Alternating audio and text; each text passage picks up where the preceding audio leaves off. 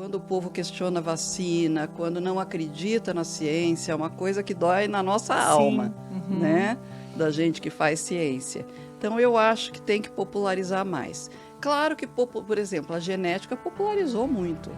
Essa parte que a gente chama de oncogenética, que é a que eu trabalho, eu brinco que tem duas eras, pré-Angelina Jolie e pós-Angelina Jolie. Verdade. Porque ela popularizou, quando ela trouxe ao público o problema dela, o fato dela fazer cirurgias redutoras de risco, né? Que ela tirou mamas e ovários, isso popularizou bastante. Mas ainda eu acho que a gente tem que fazer muito nessa área de popularizar a ciência, das pessoas entenderem tudo que tem dentro da universidade. As pessoas não sabem. Não sabe que existe, né? Não dentro sabe que existe. A gente tem programas, e mesmo programas de extensão muito bons que tem que alcançar mais gente. Olá, estamos de volta com o Mundo Real e como sempre vem aqui o pedido, já se inscreveu no nosso canal, no YouTube, lá no Spotify, segue a gente pelo Instagram e ajude a nossa comunidade a crescer, que tal? E assim a gente vai trazendo cada dia pessoas e assuntos mais interessantes para você e para todos nós, né? Hoje, por exemplo, a gente vai falar de um tema que é muito legal e que pode ter muitos desdobramentos em relação à saúde das pessoas. Ainda é um tema que pouca gente conhece, mas que vai valer a pena seguir a gente aqui. Para isso eu tenho a doutora Enilze Ribeiro, que é mestrada e tem mestrado e doutorado em genética e pós-doutorado pelo Instituto Mário Negri de Milão. É chique, hein, doutora Enilze? Conta pra gente como é que foi, antes da gente falar propriamente da genética, Certo. Conta pra gente como é que foi essa paixão pelo tema, pelo assunto, a medicina, como é que é isso? Ok. Em primeiro lugar, muito obrigada pelo convite. Nós que agradecemos. Muito bom estar aqui com você. Bom, eu sempre digo que a minha formação em genética é um pouco diferente principalmente dos mais jovens, porque na época eu fiz medicina, saí da medicina, fui fazer residência em clínica médica, fiz 2 anos de clínica médica, e quando acabou a residência eu estava um pouco perdida. Eu fiz muito nova medicina, com 17 anos eu já estava no curso, então acabei com 20, que tinha acabado de fazer 23, né? Então estava meio perdida, sem saber o que queria fazer, e além de tudo, engravidei. Aí eu procurei um ex-professor, que eu tinha um contato ótimo, o Dr. Eurípides Ferreira, e falei, Dr. Eurípides, eu estou grávida, não vou para um R3 agora, posso acompanhá-lo? Eu gostava do que ele fazia, mais a parte de imunologia, né? Aí ele falou, ok, então até você, enquanto você está grávida, fique no laboratório de imunogenética. Quando eu entrei no laboratório de imunogenética, eu me apaixonei, eu percebi que eu me dava muito bem com o laboratório. E é engraçado que durante a minha residência, um médico um dia falou para mim, sabe que você seria boa no laboratório? Você é meticulosa, você é tranquila. Mas aquilo entrou e saiu, né? Não metabolizei.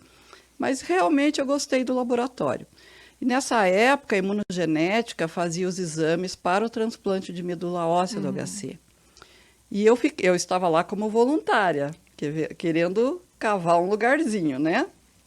E um dia escutei uma conversa entre os dois chefes, o Dr. Pasquini e o Dr. Eurípides, que eles precisavam de alguém que aprendesse a fazer citogenética em leucemias, que hoje em dia é uma coisa que está super na prática, né, do hematologista. E eu me ofereci bem na cara de pau, falei, se vocês quiserem eu aprendo, eu vou aprender.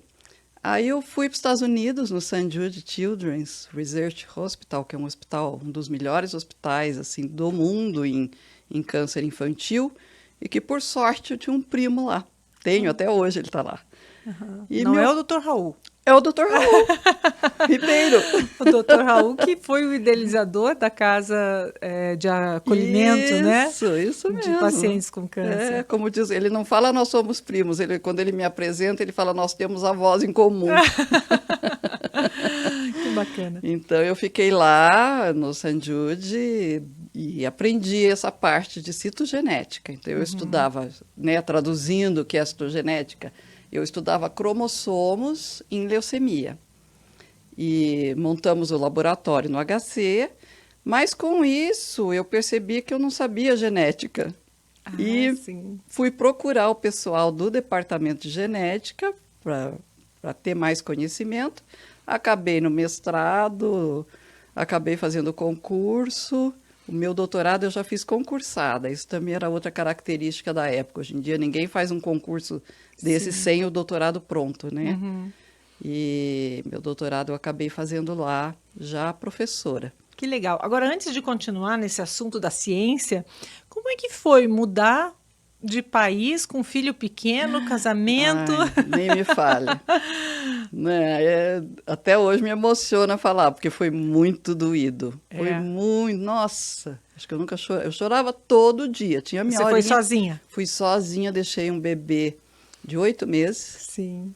e deixei o outro com 2 aninhos. Eles têm muito pouca diferença, eles têm só 1 ano e 9 de diferença. E foi muito difícil, fiquei 2 meses, foram os 2 meses mais longos da minha vida. Então foi enfiar a cara no trabalho, né? Sim.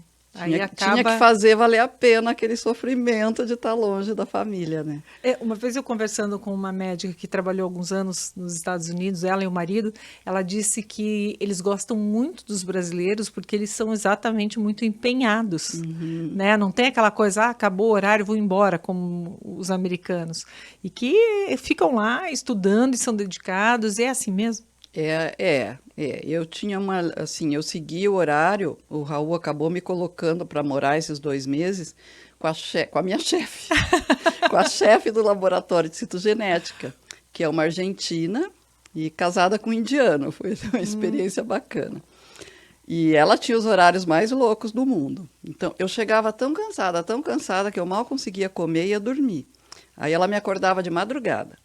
De madrugada, nós duas sentávamos para estudar, porque ela ia fazer um daqueles exames deles de especialidade e eu estudar as coisas que eu estava aprendendo ali, né? Então, a gente levantava de madrugada, ficávamos estudando até a hora de ir para o St. Jude, para o laboratório, e aí passava o dia no laboratório. Então, eu tinha que seguir o horário dela, né? A hora que ela dizia, vamos embora, vamos embora. Não... Respirava os estudos ali, né? Só. Mas valeu. Isso realmente deu meu rumo profissional, né? Independente que hoje eu não faça mais citogenética de leucemia, foi o que deu meu rumo profissional. Então, mas influenciou na escolha da oncologia? Sim, sim. Então, a minha entrada na genética, na pesquisa, tudo foi via câncer, via a parte oncológica. Então, esses mais de 30 anos que eu estou no departamento de genética, a minha pesquisa primeiro era em leucemias, depois ganhou um foco maior em câncer de mama. E até hoje está em câncer de mama. E a gente pode dizer que hoje a ciência, no que diz respeito à genética, ela está mais próxima da população, das pessoas? Não tanto quanto deveria, Vanusa, eu acho, sabe? A gente tem trabalhado muito esse tema, agora até os alunos estão com projetinhos de extensão, fazendo Instagram, porque eu acho que tem que chegar muito mais. Deu para sentir muito bem isso na pandemia, né? Quando o povo questiona a vacina, quando não acredita na ciência, é uma coisa que dói na nossa alma, né? Da gente que faz ciência. Então, eu acho que tem que popularizar mais. Claro que, por exemplo, a genética popularizou muito. Essa parte que a gente chama de oncogenética, que é a que eu trabalho, eu brinco que tem 2 eras, pré-Angelina Jolie e pós-Angelina Jolie. Verdade. Porque ela popularizou, quando ela trouxe ao público o problema dela, o fato dela fazer cirurgias redutoras de risco, né? Que ela tirou mamas e ovários, isso popularizou bastante.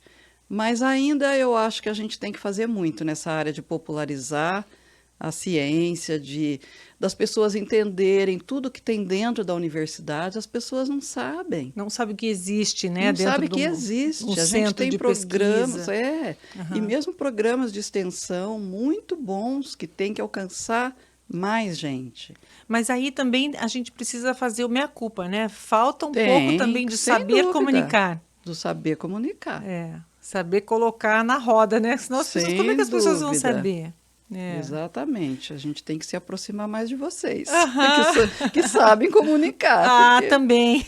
Porque é difícil. Outro dia a gente ainda estava dizendo que que a gente que faz ciência não foi preparado, por exemplo, para administrar com dinheiro. Sim, A gente recebe dinheiro de projetos e é um sofrimento administrar tudo aquilo.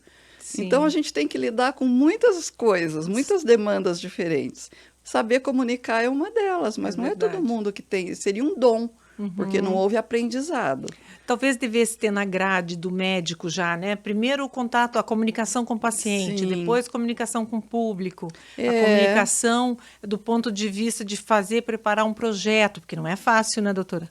Não é fácil, não. Então, tudo isso a gente vai aprendendo Na um prática. com o outro, na igual. Eu aprendi muito com uma colega minha, Maria Luísa Petzelweller, que a gente fazia projetos grandes juntos e eu ficava muito com a parte de colocar no computador, de fazer. Nossa, mas eu aprendi muito ali. Então, você vai aprendendo com outros. Sim, sim. Mas não tem uma orientação formal. E né?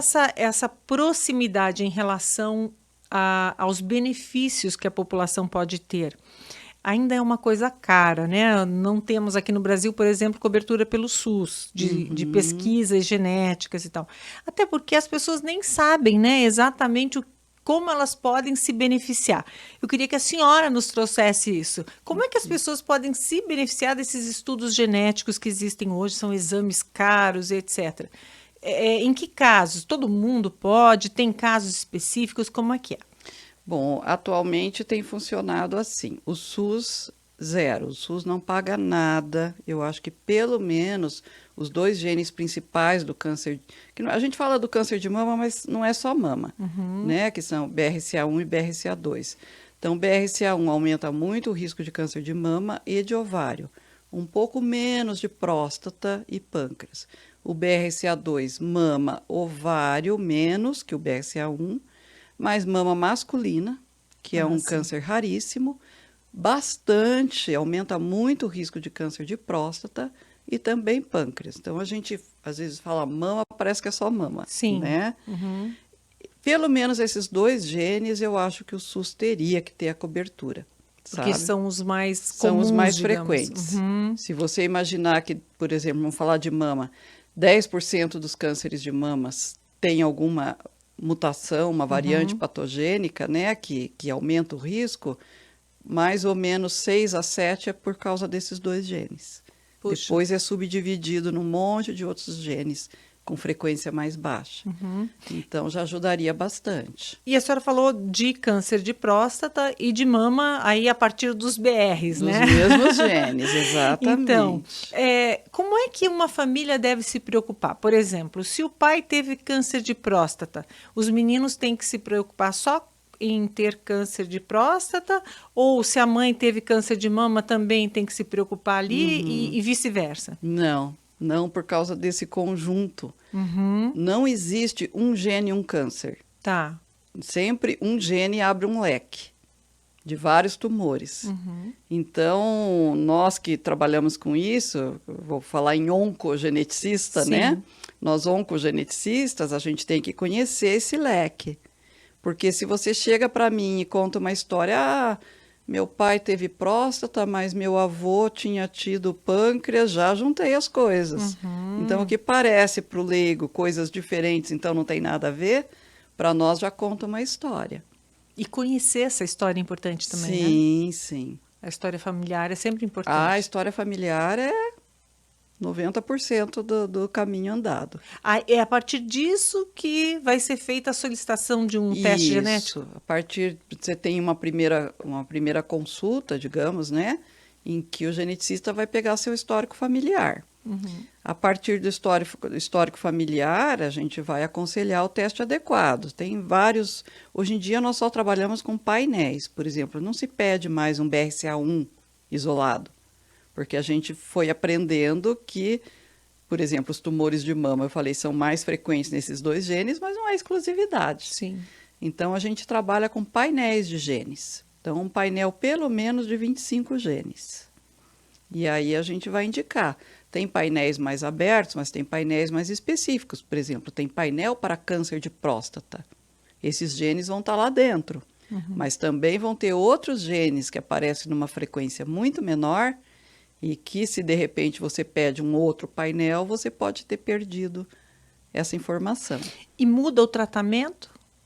Algumas Conhecer? vezes sim, não em todas. No mas caso da Angelina Jolie mudou, né? Porque ela ela fez a cirurgia aí não redutora foi de nem risco. ela fez a redução que a gente Aham. chama, né, de risco. Ah, é, porque ela não Ela não desenvolveu chegou a a ter doença. É. câncer, mas hoje em dia estamos assim com várias drogas que a gente chama de alvo. Sim. Elas são direcionadas para determinadas mutações, determinados rearranjos moleculares, né? Então, por exemplo, o BRCA1 mesmo deficiente tem droga-alvo, tem imunoterapia. Já são. Então, por enquanto, BRCA1 e 2. Mas deve abrir isso para todos da via. É uma via, né, de reparo que a gente. Como que se eles... fosse uma estrada. Isso.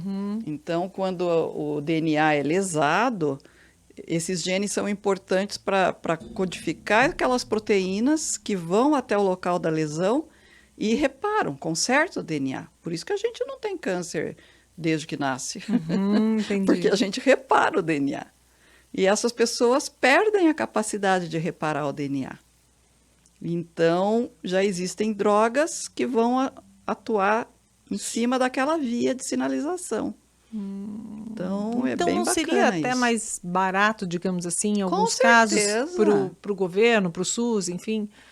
Com certeza, em muitos aspectos, se olhar muito para frente, é uma economia. Sim, porque os exemplo, gastos com câncer são muito altos, depois tem as mortes, que tem custo também, né? O SUS tem uma incoerência, entre aspas, que acaba beneficiando um pouco as mulheres. Não paga o teste, mas se você chegar com o teste, eles pagam a cirurgia de redução de risco. Ah, olha que interessante. É. Então, quem não pode, assim, teria uma redução nos custos do tratamento para o paciente, né? Evita que o paciente lá na frente eles arquem com uma quimioterapia.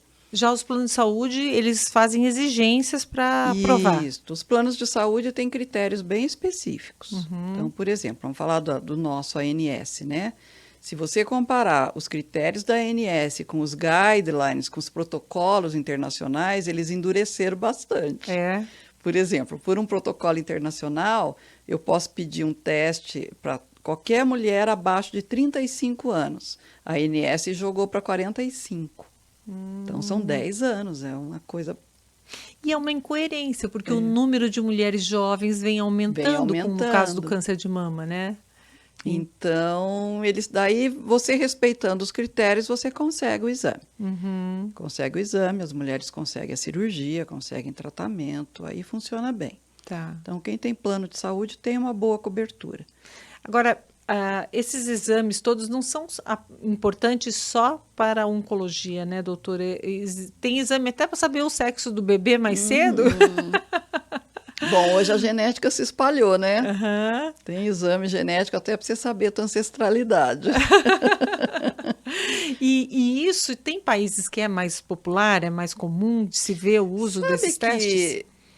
Não exatamente. Às vezes eu vejo, por exemplo, semana passada eu atendi uma menina brasileira, mas que mora na Suécia. E ela falou, eu quero aproveitar e fazer aqui, porque lá eu não vou conseguir. Ah, sim. Eles são rígidos também, assim, o sistema de saúde pública, né? Sim. Principalmente a Europa, que tem vários países que a saúde é bem socializada, não é tão fácil, não é tão popular, não. Que pena, né, doutora? Estados Unidos, sim, outros países, sim, mas... E tem outras doenças que são descobertas a partir desses testes genéticos, a probabilidade das famílias terem? Sim. A maioria das doenças genéticas hoje já tem cobertura nesse sentido, de ter testes específicos.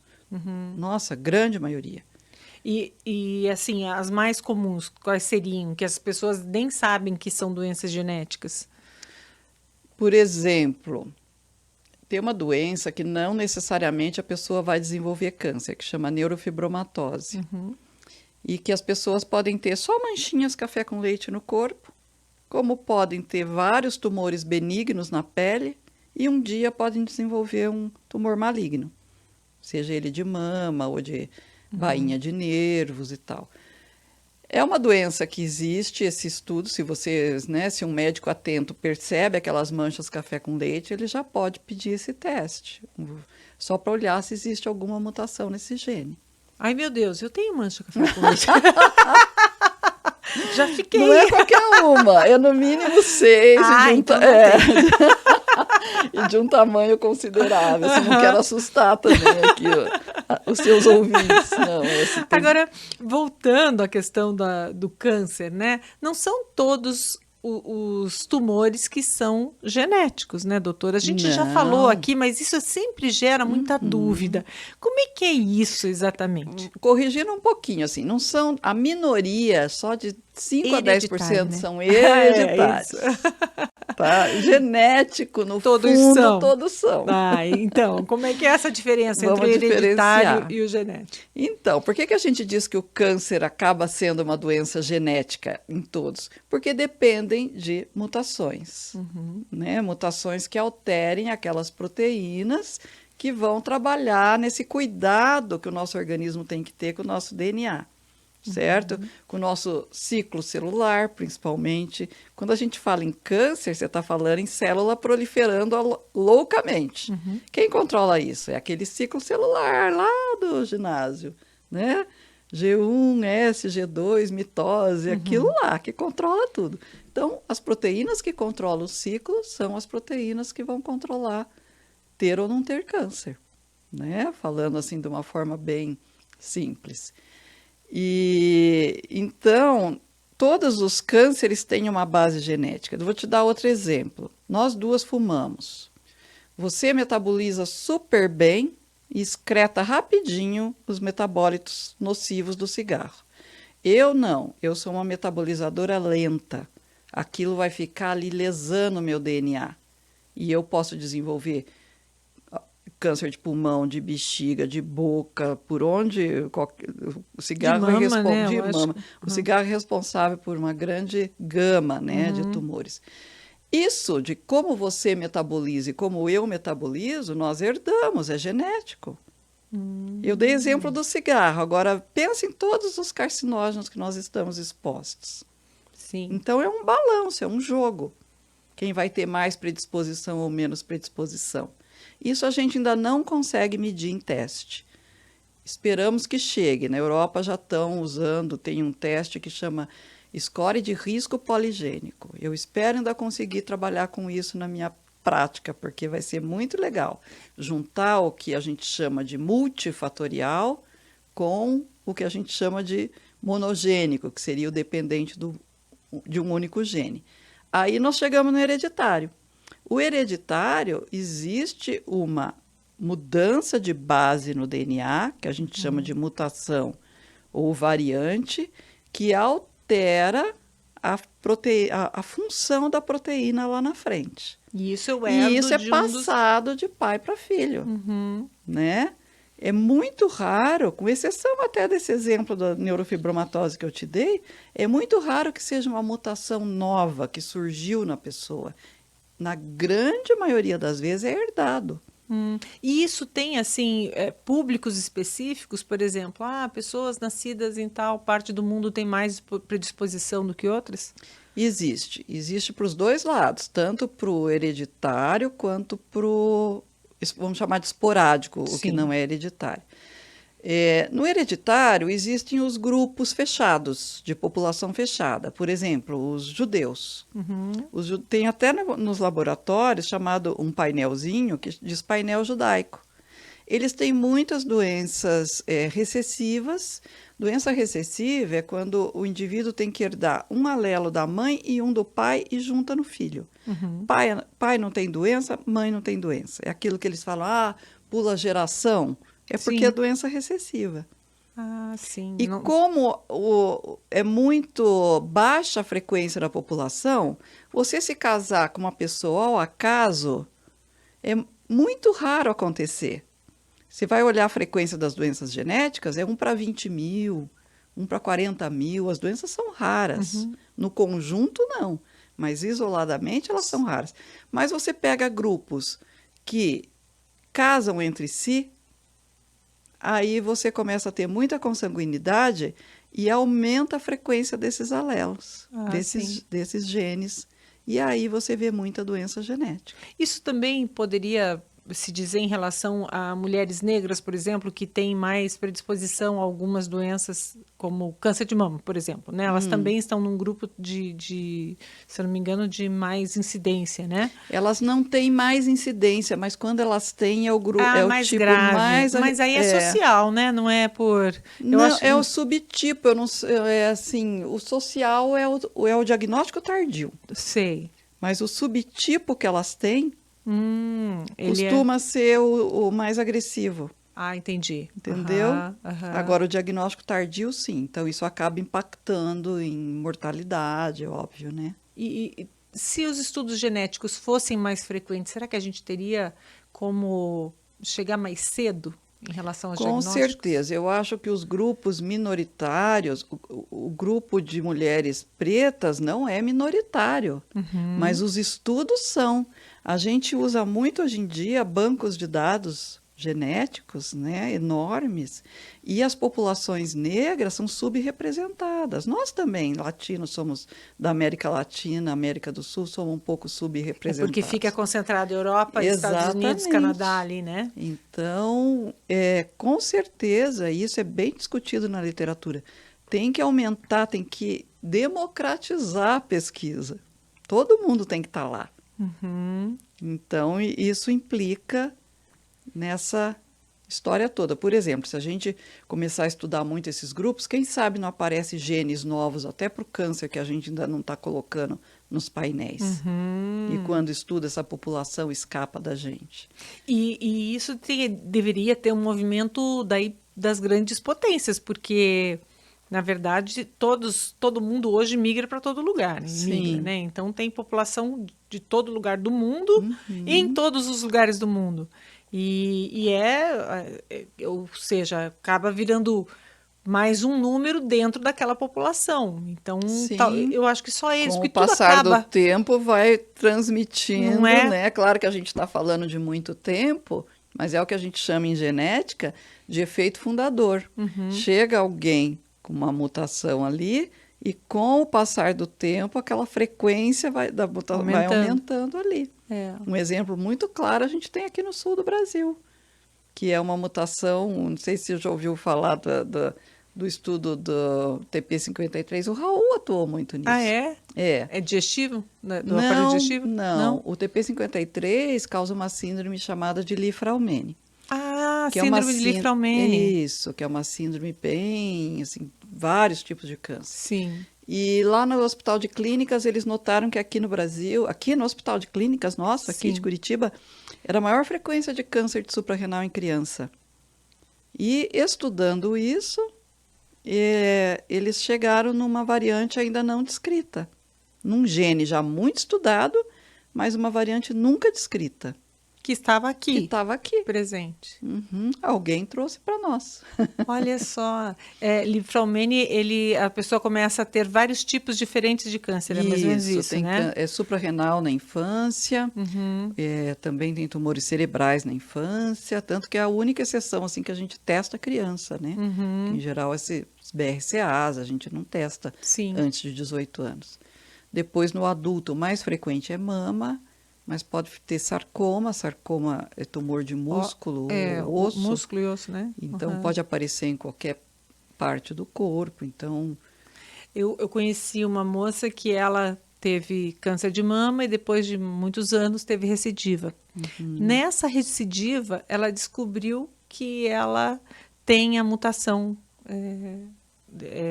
Li-Fraumeni, né? E aí resolveram testar a filha. Descobriram que a filha também, né, herdou.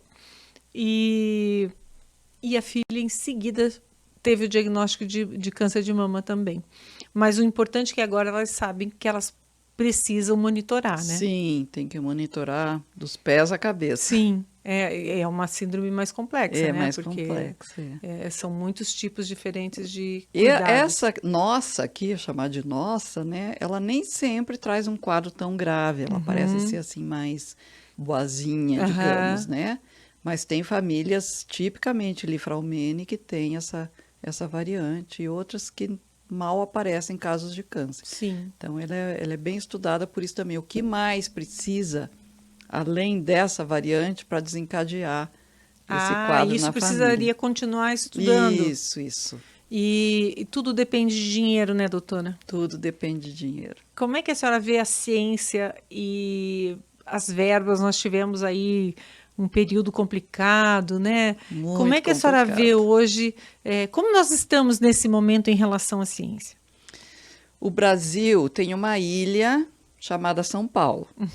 Tá? São Paulo tem a FAPESP, que eles têm, então, uma porcentagem do ICMS, eu acho, de algum imposto grande. Assim. Então, é uma ilha. São Paulo não perde para país nenhum do mundo. Então, vamos deixar Que São bom. Paulo de lado, o que é muito bom, porque a gente pode colaborar, né? Sim, e se beneficiar A também. gente acaba se beneficiando também, né?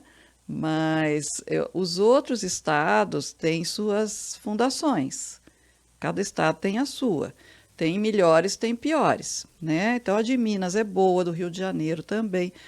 A nossa melhorou muito, a Fundação Araucária. Demorou para pegar no tranco, assim. Eles eram muito restritos a determinadas áreas, mas atualmente eles abrem editais grandes com o CNPq, sempre junto com o CNPq. Essa fundação é a fundação onde os cientistas apresentam suas propostas de pesquisa para conseguir se candidatar. Mas para a gente apresentar a proposta, eles têm que abrir um edital.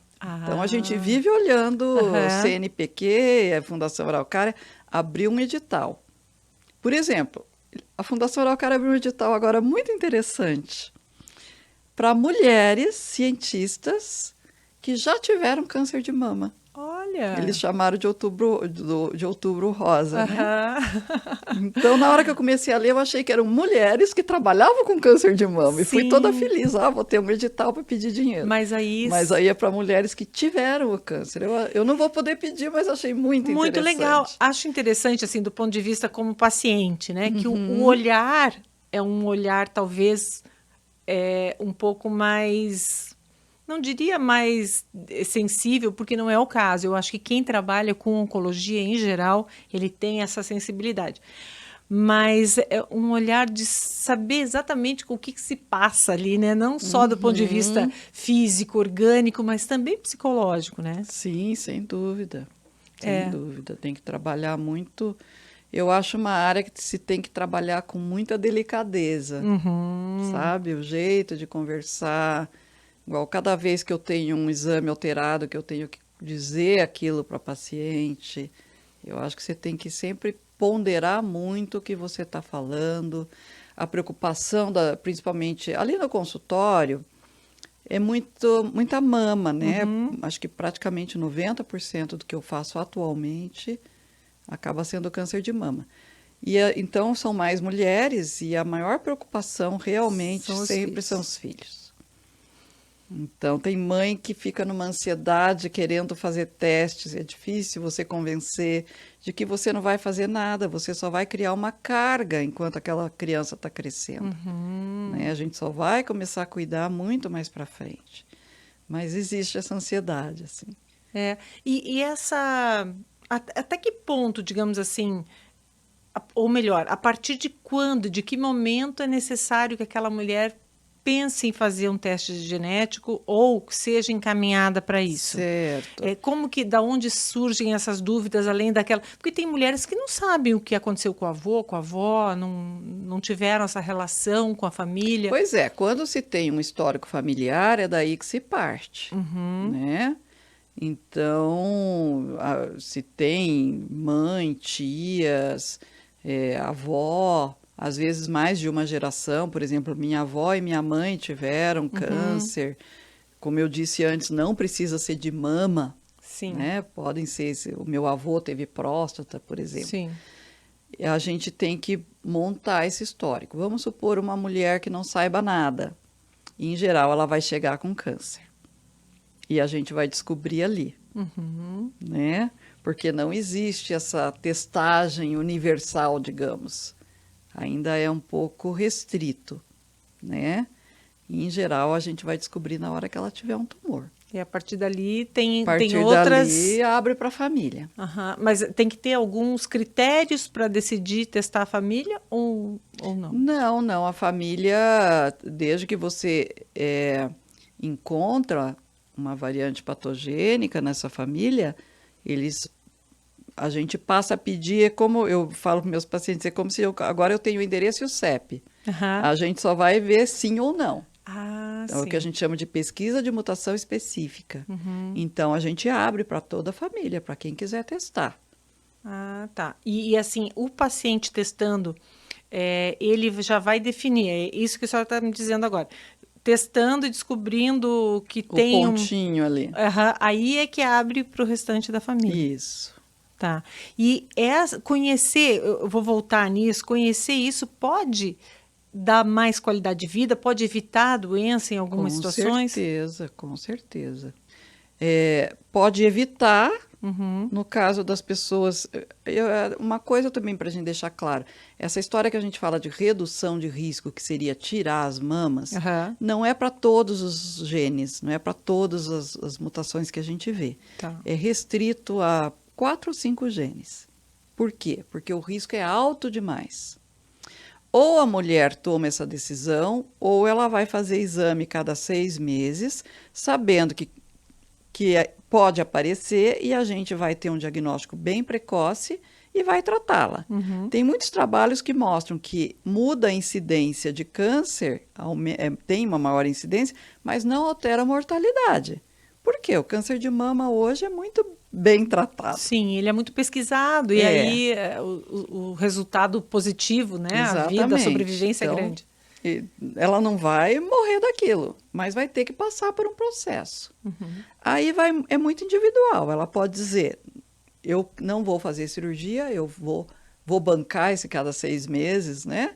E tem mulher que fala, não, eu já vi minha mãe, já vi minha tia, não vou ficar com essa tensão fazendo exame cada 6 meses, eu prefiro fazer a cirurgia. Então, é muito individual e a gente trabalha bem em equipe e a gente respeita muito essa individualidade, sabe? Sim.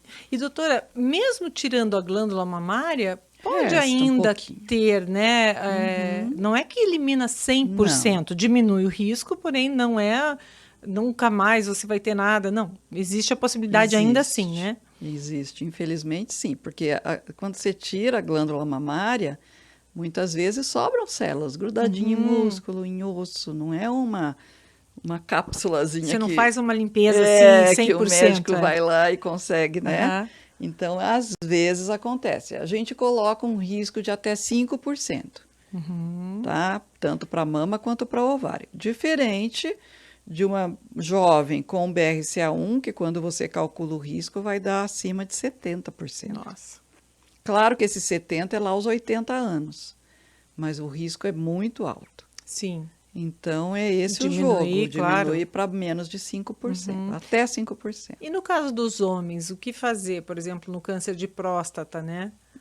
Aí não tem cirurgia tem. redutora, não, é só cuidado mesmo, saber que o câncer de próstata pode vir mais cedo, que o câncer de próstata ele tem o crescimento muito lento, então ele passa anos, e Se quando esse homem desenvolvendo. descobre, em geral, já está numa idade mais avançada. Nessas mutações ele pode aparecer mais cedo, na década dos 50, começo dos 60, não já aquele senhorzinho lá perto dos 80, acima dos 70, né? Mas é cuidados. Cuidado, daí é o PSA, que é aquele exame de sangue, e o toque retal, são os exames. E é interessante como hoje a gente também tem boas histórias, né? Histórias de resultados, finais felizes em relação ao câncer de próstata, né, doutora? Por mais que ele seja mais lento e tal, antes se sabia mais da mortalidade do que hoje, né? Você consegue dar um bom tempo de vida e uma qualidade de vida melhor, né? Eu acho que esses programas que a gente tem todo ano de divulgar, tipo Outubro Rosa, Novembro Azul, Sim. Isso eu acho muito, muito bom, assim, dá um retorno bom no sentido das pessoas fazerem exames. A gente sabe que os homens são mais resistentes, naturalmente. Sim, para tudo, né? Para tudo. Na saúde. Os homens são mais resistentes. Mas eu acho campanha do Novembro Azul bem boa, porque você percebe daí que as mulheres começam a cobrar, as filhas começam a cobrar, coisa que antigamente não ouvia, não começa a se falar mais, né? Exatamente. Quando a gente conversa mais sobre esses assuntos, eu acho que vai quebrando aquelas barreiras, vai ficando mais natural. Imagina a filha dizer assim, ô pai, você já foi fazer o exame de próstata, né? Ou então já foi fazer o toque? É verdade, mas vai popularizando, que foi como a gente começou a conversar, né? Vai popularizando e quebrando certos tabus. Igual quando você falou, a pessoa não sabe do vô e da avó. Não sabia mesmo, porque eles não ousavam falar a palavra câncer. Exatamente. Não é verdade? Então, ninguém sabia. Eu lembro que a minha avó falava aquela doença. A doença ruim. A doença ruim, e se falasse câncer, ela cuspia, porque diz que era para afastar. E meu avô, por exemplo, meus 2 avós, eles tiveram câncer de garganta. Assim, nessa região, nem lembro exatamente qual, mas assim, fumavam, né? E fumavam muito. A primeira pergunta da gente, fumavam. Então, fumavam muito. A gente já sabe que tinha um fator ali de risco grande, né? Sim. Mas, e só porque isso foi muito comentado também em casa, porque senão a gente não saberia. E muito mais porque o meu avô materno, eu era bem criança, mas a minha mãe cuidava dele, assim, ia ao hospital e tal, e a gente ficou sabendo que ele fez tráqueo. Que é isso, né? Então, ele falava muito mal, assim. Sim, me então, lembro por dessa isso que a gente ficou sabendo do câncer de garganta, né, assim, nessa região. E depois o meu pai comentou que o meu avô, o pai dele também foi a mesma coisa e tal. Mas não, por que iam comentar, né? As pessoas não falavam. E também muita gente, eu acho que morria nem sabia do quê. Com né? certeza. Subnotificações, assim. Sim, o diagnóstico não era tão bom. Mas hoje os jovens já têm um acompanhamento melhor, né? Tem. E o que fazer quando a pessoa não tem histórico familiar? Por exemplo, ela foi adotada e tem uma suspeita de que possa ser um câncer hereditário. Faz o exame. Já tive casos assim, que vem com um tumor, às vezes até bem sugestivo de alguma síndrome, história familiar 0. Você tem que partir para análise dos genes, direto, né? E aconselhar de acordo com aquilo. Porque quando o teste dá negativo, a gente se baseia na história familiar para fazer esse direcionamento do paciente. Né? O que você vai fazer agora? Todo ano você vai fazer esse exame, esse. Esse aqui cada 2, esse aqui cada 5. Né? Toda essa orientação no final de um aconselhamento genético você dá, com base aí no histórico pessoal e familiar. Quando você tem uma mutação, você se baseia em qual gene é, qual órgão eu vou cuidar. Se dá negativo e eu não tenho história familiar, complica bastante. Em geral, a gente leva a profilaxia, então esses exames preventivos, como de alto risco. Sim. Né? Peca por excesso, digamos assim. Melhor, né? Melhor, né? Do que deixar escapar alguma coisa. Doutora, e qual que é a evolução da genética no seu ponto de vista? Para onde nós estamos indo? Em que direção estamos indo? Muitas vezes a gente olha para a genética e acha que estamos indo para uma direção perigosa, né? Os dilemas éticos sempre, desde que do projeto Genoma, sempre os problemas éticos foram muito discutidos na genética. Sim. No laboratório, hoje em dia, nós conseguimos editar genes. Para que nós estamos usando isso? Por exemplo, no laboratório de pesquisa que eu trabalho. Nós usamos isso para silenciar determinado gene ou provocar uma mutação ali controlada, então a gente sabe o que está acontecendo, para ver o que acontece, por exemplo, numa linhagem celular, para chegar concluir a função daquele gene. Tá? E isso agora, é feito em laboratório? Em laboratório. A técnica é a mesma se você quiser fazer isso no genoma humano. Só que ninguém faz por questões éticas. Até onde vão segurar né? Teve um chinês que falou que tinha feito e sumiu do mapa. Acho que prenderam o homem, porque ele sumiu do mapa. Literalmente. É mesmo? Não estou brincando, não. Ele sumiu. Nossa! Então, ainda tem essas barreiras éticas que tem que existir mesmo. Sim. né? Aham. Manipular genoma humano é uma coisa muito séria. Então, não se faz. Mas o futuro, não sei. Mas a pesquisa tem que passar por É. isso, só que em um outro ambiente, né, doutora? Exatamente. Aham. Então, eu vejo um futuro de muita terapia-alvo, não estou falando só de câncer, Tá. não, para todas as doenças. Eu acho que esse é um futuro muito Daí atacar diretamente exato. aquele mal, naquele ponto. Exatamente, Então, eu acho que isso é uma coisa bem interessante. Com menos efeito colateral, menos efeito dependências. colateral, porque isso também, aquilo que eu estava conversando com você sobre o biometabolismo, responder melhor a um carcinógeno ou não, se aplica às drogas. Por que uma pessoa tem que tomar uma dose cavalar para ter um efeito e a outra tem um efeito colateral com uma dose mínima? Sim. Tudo isso é o nosso background genético que está atuando, né? Então, quanto mais individualizado, melhor. Tratamento, né?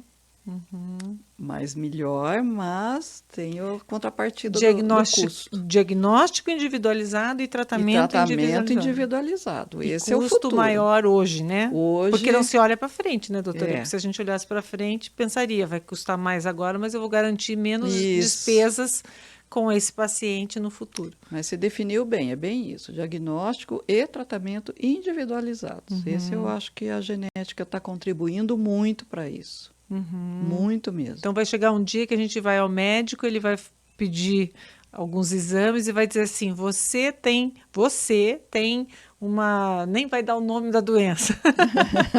Você tem um mal X e nós vamos tratar você agora tem a variante XYZ e nós vamos, quem sabe, né?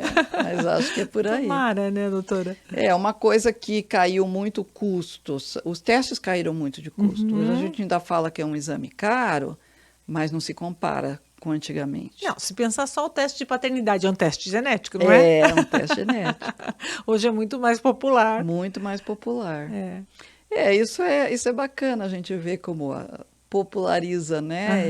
E as pessoas já falam normalmente. Tem mais acesso. Exatamente, já tem acesso, já tem muito acesso gratuito, né? Via justiça, defensoria, então isso é bacana. O que a gente precisava era ter vários cientistas falando mais sobre isso mesmo. A genética, sobre as suas pesquisas, enfim, Exato, né? Eu acho que a gente tem que fazer chegar mais, as pessoas entenderem o que a gente está fazendo. E quem sabe valorizarem, né? Porque nós andamos muito valor a gente dá, desvalorizados. talvez em outros aspectos. Nossa. Mas acho que tem que começar por alguém. Quem sabe a senhora não começa? Você sabe que eu já pensei, eu gosto de escrever tudo. Uma vez eu tive uma paciente, não foi você não, que fazia conteúdo assim, e ela me animou, sabe? Falou, faz no Instagram e tal. Mas é difícil, você tem que ter assessoria, sabe? Tem que ter, pelo menos tem que ter um horário reservado, mas né, para fazer aquilo. Porque então... senão, como que você vai manter? Pois no nosso próprio laboratório a gente tem lá o Instagram. Então publica um artigo, põe lá, mas isso é para nós mesmos. Sim, é para bolha. Não é verdade? Claro, a gente vai ver que ele não entende nada, né? Então agora tem uma aluna de pós-doutorado lá, que ela está com um projeto de extensão bem bacana, que aí sim, aí está bem popular, mas é bem restrito em doença hematológica, sabe? Então eu até falei, a gente tem que abrir isso para outros. Pega o exemplo dela e começa. Não, elas têm que fazer mesmo. A gente dá o conteúdo, mas, sabe, alguém tem que diagramar, tem que colocar lá. Sim. Eu não me atrai essa parte. Isso veio, eu já estava muito velha.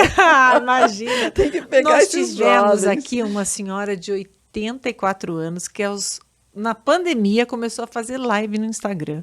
Agora ela é blogueirinha. É blogueira. É uma graça. Ela tem 84 anos, tem um monte de seguidor no TikTok, um monte de seguidor no Instagram. Que ótimo. E ela grava os vídeos e o que me chamou muita atenção, ela chegou para mim e falou assim, Vanusa, eu preciso fazer um curso. Eu preciso fazer um curso. Para quê?